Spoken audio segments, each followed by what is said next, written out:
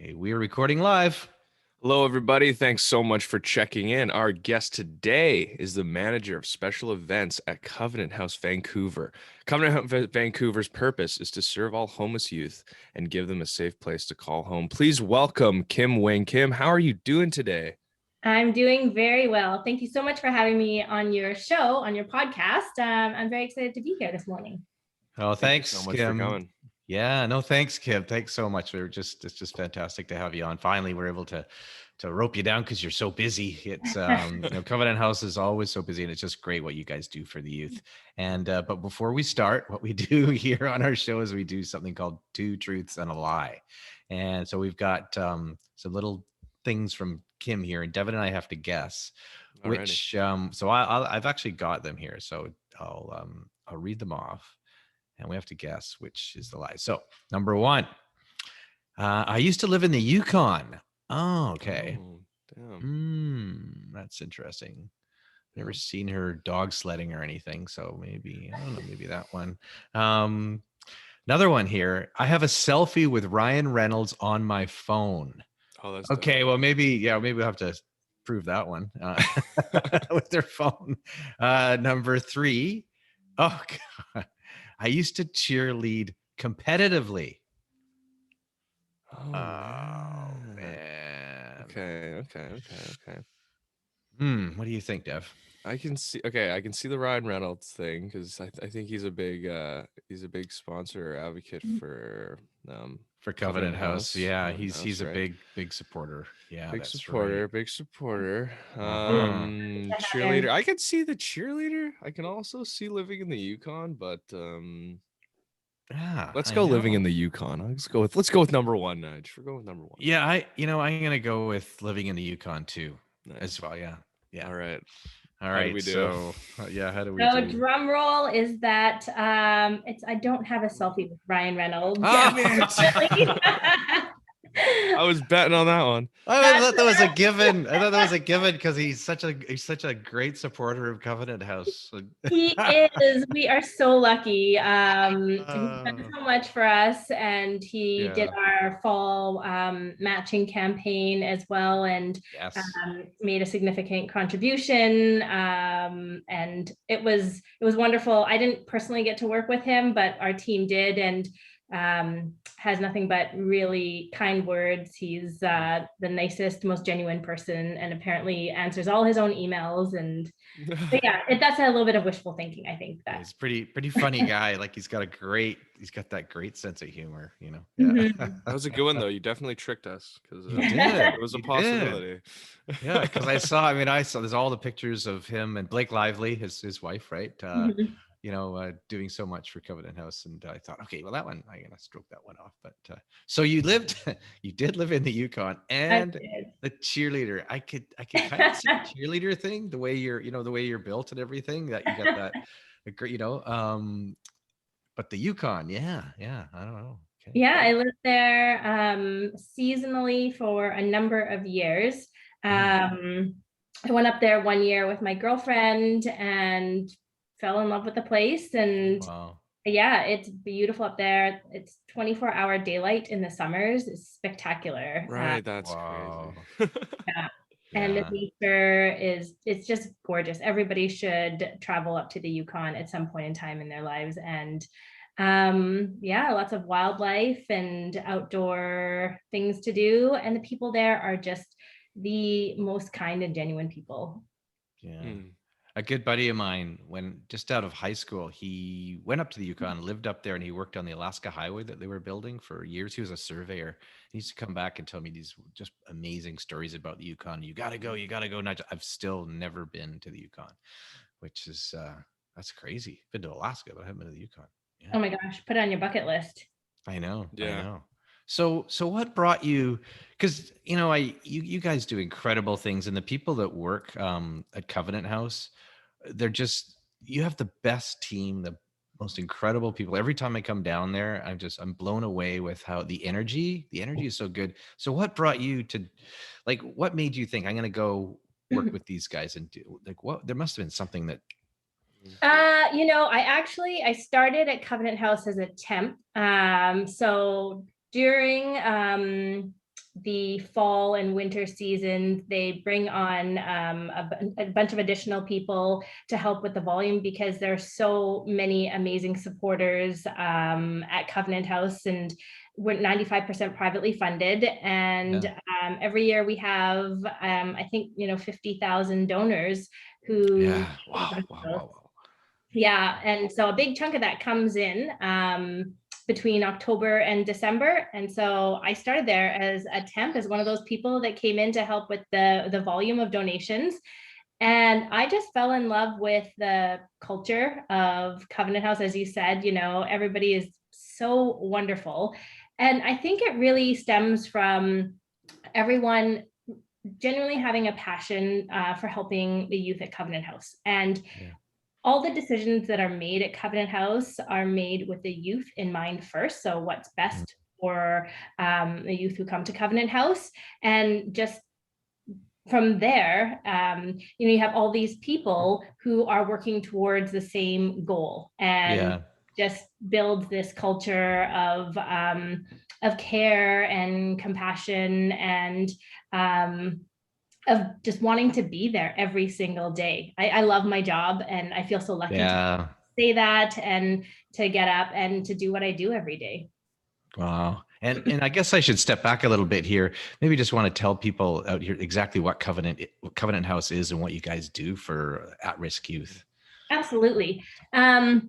So we provide programs and services for youth age 16 until their 25th birthday. And we have a wraparound service model where we provide things from drop-in space. We have an outreach team who goes out onto the streets and meets the youth where they are in crisis, and builds connections with our youth, and establishes trust with youth who are on the streets. And then hopefully youth will come and access our drop-in service and get a hot meal, a hot shower, clothing. They can do laundry in our facilities.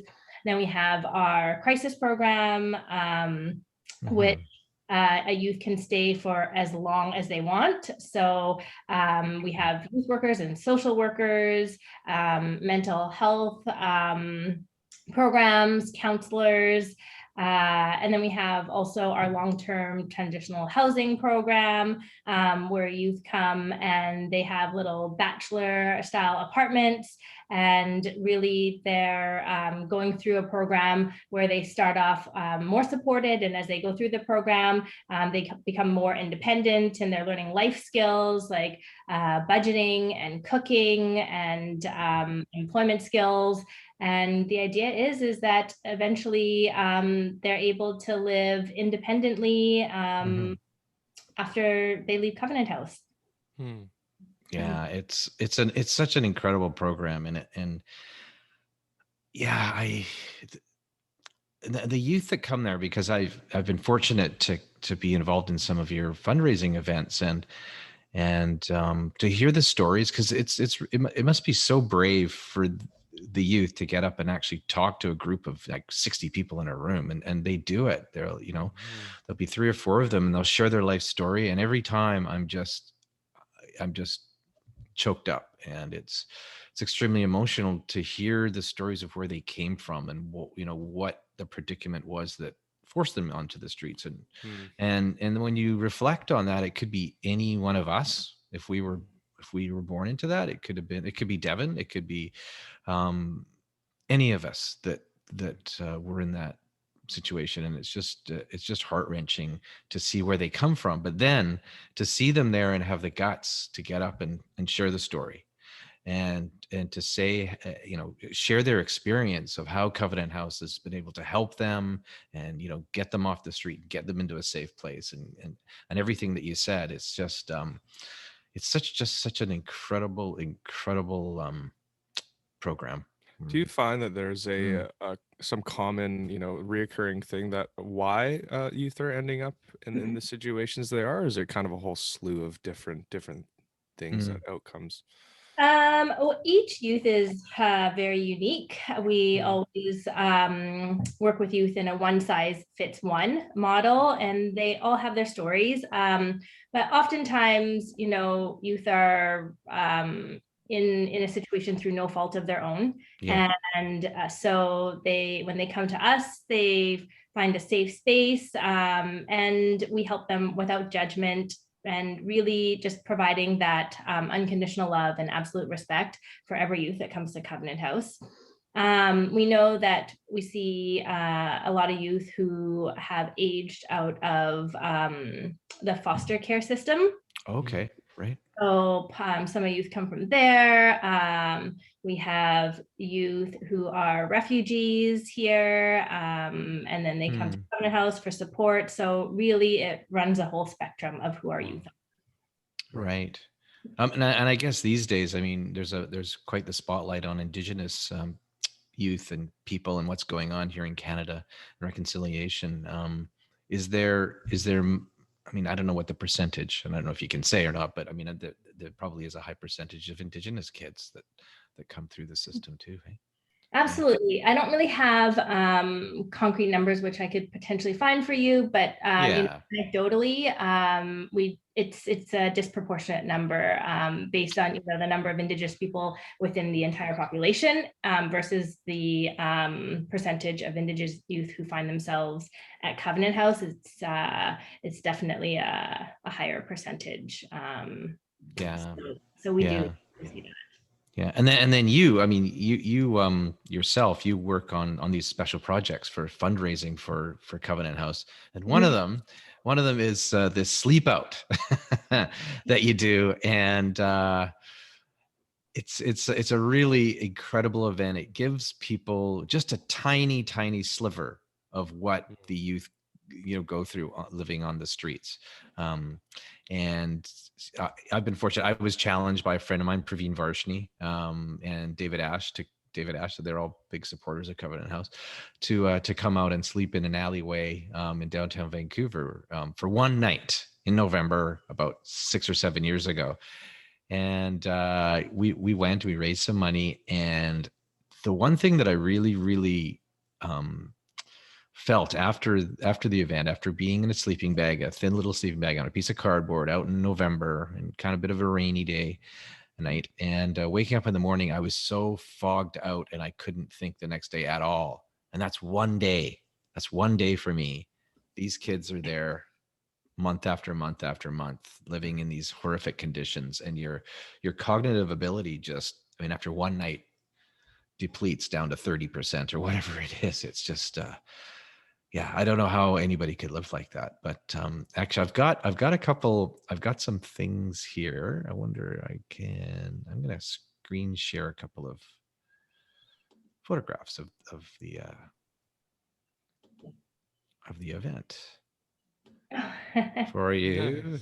Here we go. So there's Kim. So yeah, for our listeners, we have a couple of slides up here, and there's Kim's incredible because we sleep, we sleep in a sleeping bag in the alleyway, but Kim and her crew, they're up pretty much all night, making sure that we're okay, making sure that nothing's going to happen to us in the alleyway, because there's things going on, and there's sirens, and there's ambulances tearing around at night, and there's more noise. It seems like there's more noise at 4 a.m. downtown than there is in the middle of the day, And so this is a photograph of Kim in a sleeping bag, throwing out a big thank you to all the donors.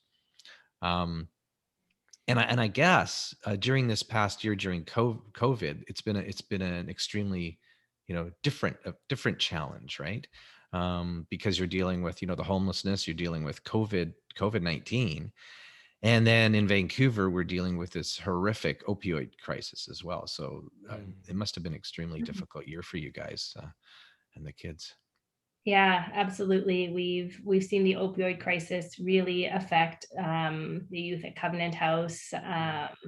And on top of that, with the pandemic and the housing crisis, it's been a tough year, definitely.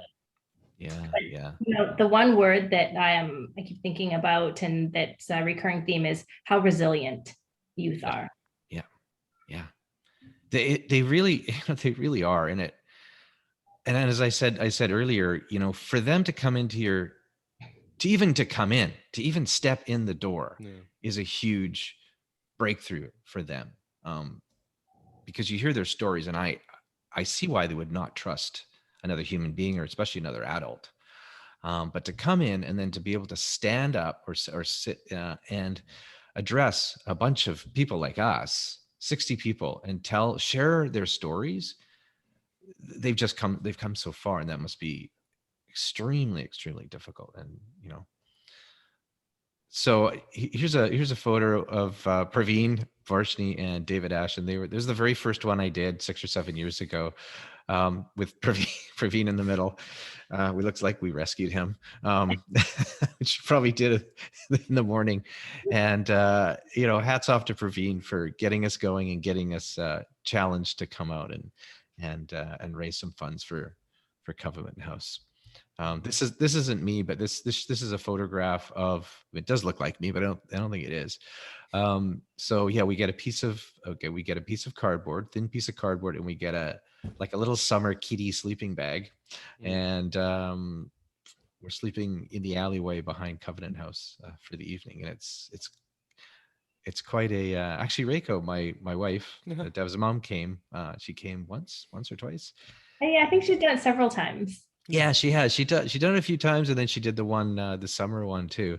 But it was really interesting because there's one thing that if anybody's going to volunteer, which I highly encourage people to volunteer and do these sleep outs, it really does put a different perspective on things, and it really does change your life as well. Is that when you do go out, there's a dumpster beside the alleyway. You think you're protected up against the dumpster from other things. Well, at 4 o'clock in the morning, that's when all the rats and everything scurry around out of the dumpster. So do not sleep beside the dumpster. Reiko found that out. Oh no. Yeah. So this is another shot of some of the volunteers, incredible people. And you guys do so many different types of sleep outs, don't you? You do. I mean, this is the one that I take part in November. There's a mother and daughter one, isn't there? There's all sorts of. Yeah, absolutely. There's mothers and daughters. We do a Sleep Out Professionals Edition. You do the Sleep Out Executive Edition in November. We're actually coming up on our 10th anniversary of the Sleep Out Executive Edition this coming November. Oh, no kidding. Wow. Yeah. So 10 years of doing sleep outs. It's incredible. Yeah. Wow. It's executives from all over Vancouver, and they're great. They challenge their corporations and their staff and all their friends, and it's incredible. I think, I don't know what it was. The numbers blew me away. Like it was like $900,000 raised in one, for the night or something. They're mind-boggling numbers that they're able to pull in. Really. Oh yeah, last year we raised over $1.1 million in that one night with that one group. Exactly. Yeah. Wow. Yeah. So it's when you guys read it absolutely floors me that people are so change. Generous, and the people that have been supporting us have been so unbelievably generous. I go out and I ask people to give whatever they can, $5, $10, $25, but the numbers just astound me every time we take part in this. It just blows me how generous people are and how much they care, and just big thank you to everybody that they always give, and it's always the same people. Every year I go back and they give again, and it's really heartwarming to have that. And then this year we had COVID and we couldn't do any of the sleep outs, right? Yeah, we had virtual sleep outs this year where people slept out in their homes, whether it was outside in their backyards or on their balconies or even in their living room floors. So we still saw a lot of people come and participate, which was amazing, and still raised a lot of funds. And then we were able also to incorporate, I think in your next slide I saw entertainment from you guys. It was really well done. I was wondering how it was going to work, and so we, all these families across Canada, all these families across Canada did it, and they slept out in their backyards, on their decks, wherever it was, and it was, I thought, oh, okay, that's it. But it was really, really well done. And yeah, Devin and Bianca, his girlfriend, were, they did a little bit of entertainment for the Zoom audience across Canada. So we had so many people on. It was incredible what you guys were able to do. And then, yeah, these guys did you have a fire spinning troupe, hey, Dev? Twin Flames Entertainment, little plug right there. Shameless plug right there. That's what's on the screen for whoever's listening. It's just a spitting fire. So don't get too excited. Yeah. No, it was really cool that, and then we all hunkered down and we slept outside, and that's good. There's a couple of photographs of you guys, and who's that? I don't know. That's hey, that's me. Oh my goodness. Yeah. What's the egg head going on? I know you got an egg head going on there. Yeah. And so, yeah, I just thought I'd throw a couple of photographs up here for the people watching on our YouTube channel as well. So Kim, other than the sleep out, what other type of special events do you guys host with Covenant House? Those are our biggest fundraising events at Covenant House. We tend to do the sleep outs. It's more aligned with who we are as an organization. We don't have any big galas. The sleep out, there's no glitz and glam. It's right. Grassroots. And with the sleep outs, the ROI is incredible because really, Nigel, you've experienced it. You come to our location, you hear panelist speakers, you get a tour of the space to see where we operate and how we offer programs and services. And then everybody goes outside in our alleyway with a piece of cardboard and a sleeping bag, and they spend the night outside.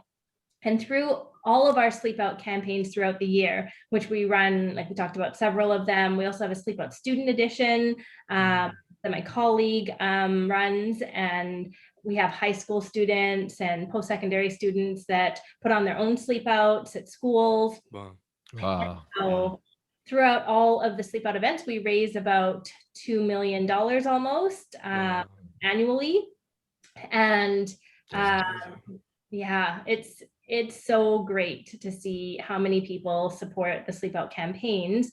And we spend really very little money on place like venues and we were lucky to have entertainment with Devin this year, but normally we don't have too much entertainment in an in-person setting. So the costs are really, really low. And we're essentially have every dollar go towards helping youth.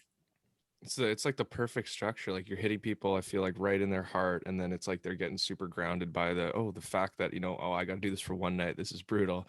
Can't even imagine what this could be like. So yeah, no, it's just the perfect little thing.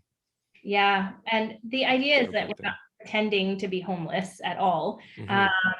And like you said, Nigel, when you did it, you're so foggy the next day, and that's just one night, and that's one night after preparing for the night, and you are going into it healthy, mentally, physically.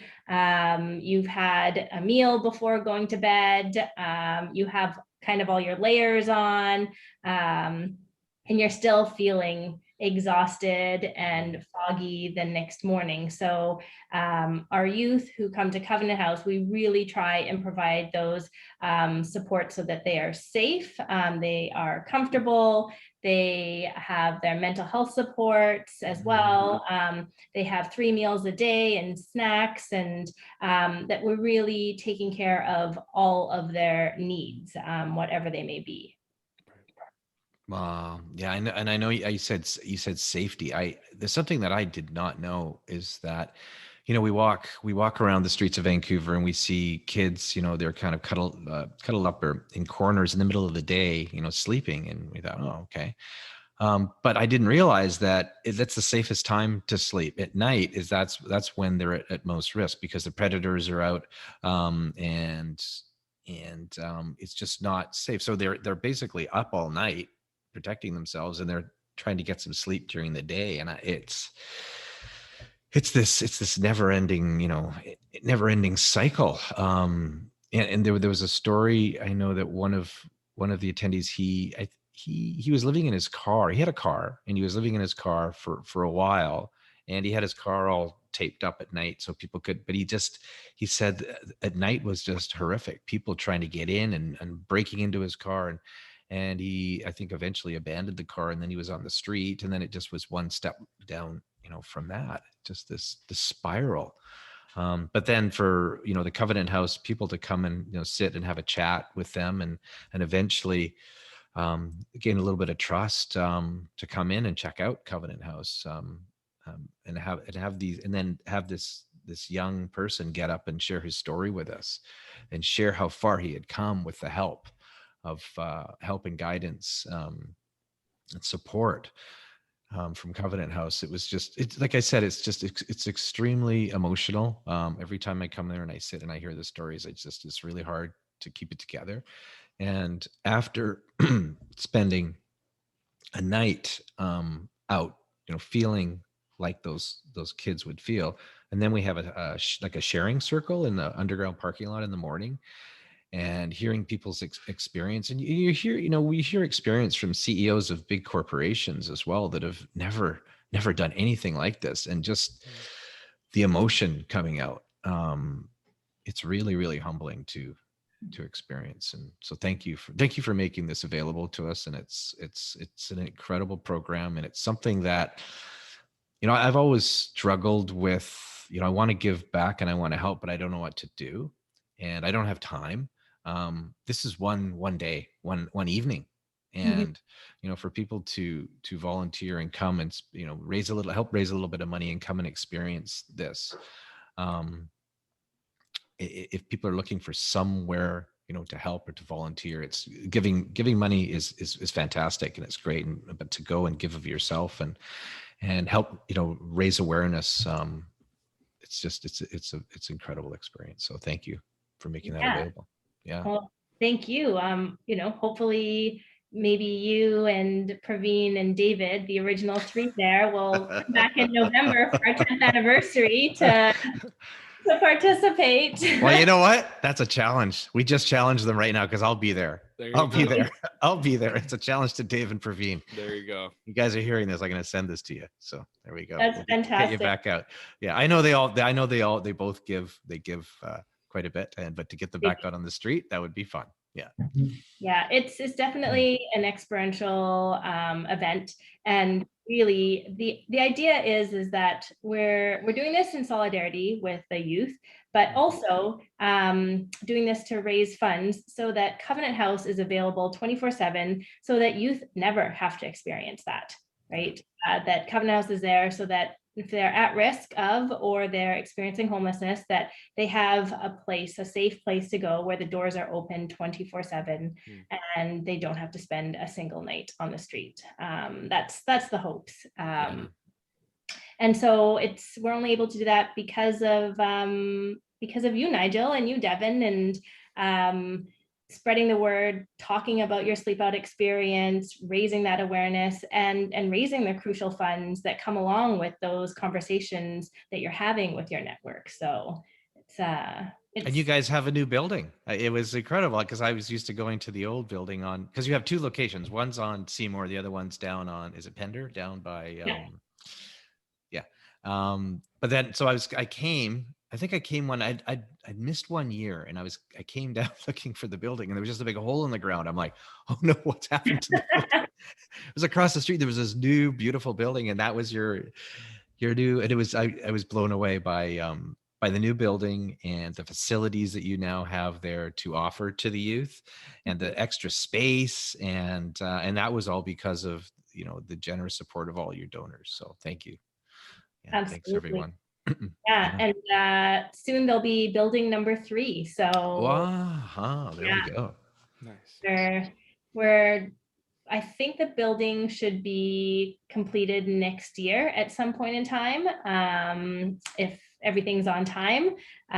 So we'll be expanding our services by about 70%. Wow. Yeah. Wow.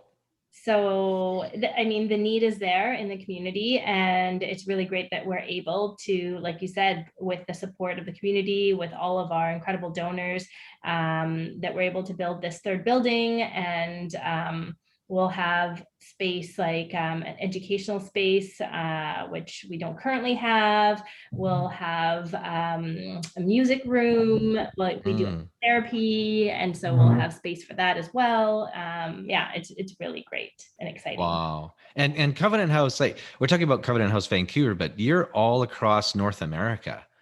We are, yeah. Right. So they're in almost every city in North America. I don't know how many, but there's a lot. So and our listeners are from all over North America.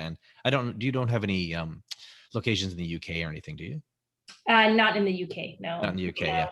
Yeah, So, but in North America, so yeah, this is a big challenge to all of our friends and all of our listeners in North America to, check out, go knock on the door, check out Covenant House, and hopefully maybe get involved in one of these incredible, sleep outs and fundraising events, because, our youth are, they need your help, and it changes their lives, but it also, it really changes your life as well. So yeah, so get out and support these guys. Yeah. So yeah, Kim, any other things you want to bring up here that we haven't chatted about yet? I just want to say thank you. Thank you for not only, having me on your podcast today, but thank you for being such long-time supporters of Covenant House. I know, Nigel, you've been a part of Sleep Out's 6-7 years now. Yeah, something like that. Yeah, I think. Yeah. It's been a long time, and you've raised so much money for Covenant House. So you've helped so many youth. Every day we have over 100 youth who come to Covenant House for help, and we're able to do that because of you and all of your supporters who support your Sleep Out. But all these people, it's all, like they say, it takes a village, right? It's all these incredible people that are helping, and then it started with Praveen and Dave challenging me, and then I've challenged people. It's just this trickle down effect, and it's this amazing, great ball of energy of people giving. And so yeah, absolutely. And so we're so grateful. So thank you. We're grateful to be able to be part of it. So yeah, thanks. So there goes a cat. Well, I think that seems like a good place to wrap it up. If you would like to know more about Kim and Covenant House and the Sleep Outs, we'll put the links in the description. Definitely check it out. Definitely check out the Sleep Outs, But thank you so much for being on the show. And do you have any last words for us today? Just my thanks and gratitude from all of us at Covenant House. Well, thanks, Kim. Thank you so much. No, thank you.